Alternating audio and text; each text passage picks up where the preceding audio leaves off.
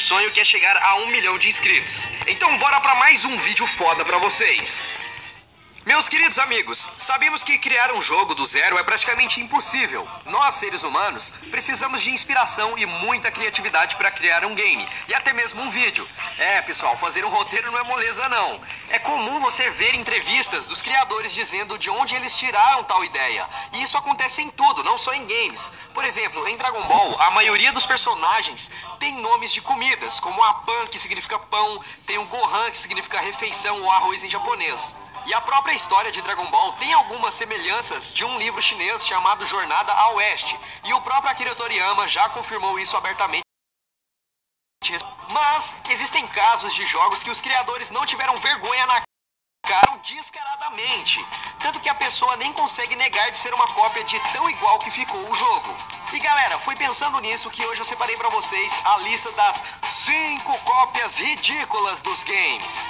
Então se ajeita aí, já deixa aquele like insano no vídeo e venha fazer parte do meu bando pra nossa dominação nesse YouTube.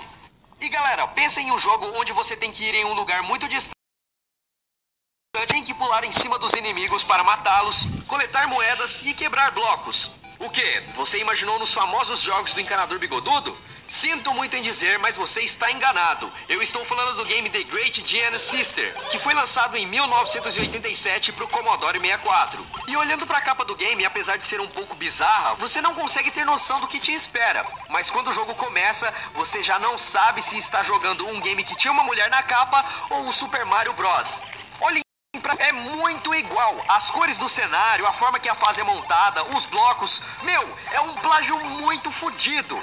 Não tem como não dizer que isso não é um jogo modificado do Mario. E o mais bizarro é que esse game se tornou uma franquia e teve jogos até pro Nintendo DS e PlayStation 3. Agora eu me pergunto, como esse game foi tão longe assim? Agora, vocês estão ligados no jogo Angry Birds, que se tornou uma febre uns tempos atrás? Pois é, todo mundo que tinha um tablet só ficava jogando isso. A parada explodiu e foi um sucesso comercial. É divertidinho você destruir bases usando os passarinhos, o jogo é fofinho e tudo mais. Porém, galera, a coisa é mais embaixo. Olha só que sacanagem. 8 meses antes do lançamento de Angry Birds, que foi em 2009, tinha sido lançado um jogo chamado Crush the Castle, que foi um game feito em Flash e você consegue achar ele facilmente na internet para jogar no navegador. E assim, se é exatamente a mesma usada em Angry Birds. A única diferença é que o jogo dos passarinhos adicionou personagens fofinhos com um gráfico mais casual, chamando a atenção da criançada. Ou seja, galera, querendo ou não, Angry Birds pegou a ideia desse game de navegador e só modificou deixando mais bonitinho. E acabou fazendo mais sucesso do que o game original.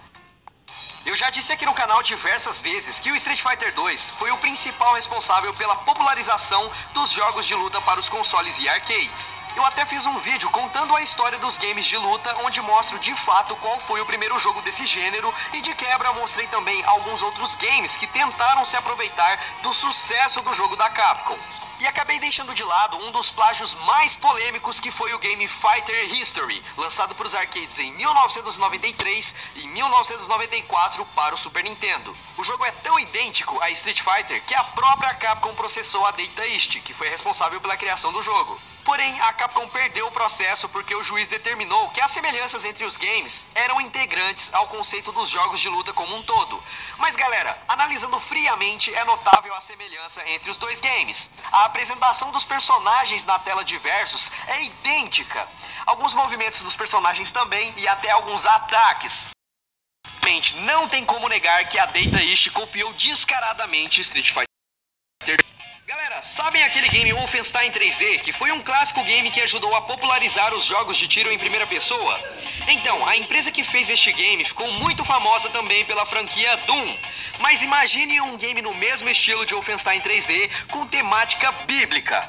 Sim, meus amigos, isso existe! E o game que fez essa façanha foi o Super Noah Arc 3D, lançado para o Super Nintendo.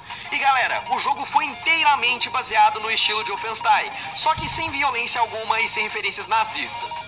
Você tem uma arma, mas a sua função aqui é apenas atirar comida com o seu estilingue nos animais famintos.